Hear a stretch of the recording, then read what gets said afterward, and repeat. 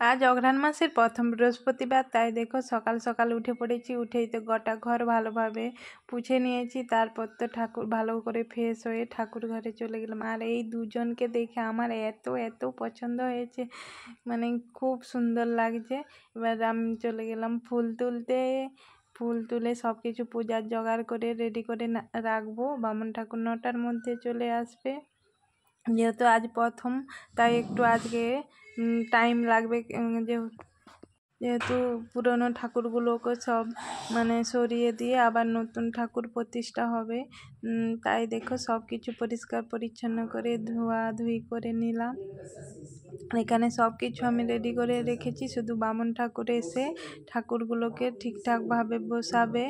আর কথা মতন চলে এলো বামন ঠাকুর। আর এখানে আমার ছেলে দেখো উঁকি মারছে।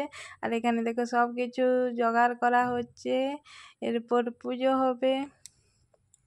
আর এরপর আমার ছেলে মেয়ে তো দেখো এসেই শুধু বদমাশি করছে, উঁকি মারছে, এটা ধরে টানছে ওটা ধরে টানছে। আর দেখো এখানে পুজো শুরু হয়ে গেছে। আর এই মন্ত্রগুলো শুনলে সত্যি মনটা খুব খুব ভালো হয়ে যায়, খুব সুন্দর লাগে। আর শেষমেশ দেখো আমাদের পুজো পুরো কমপ্লিট হয়ে গেছে। আর কেমন হয়েছে জানিও, আর তোমাদের কাদের বাড়িতে পুজো হচ্ছে জানিও কিন্তু।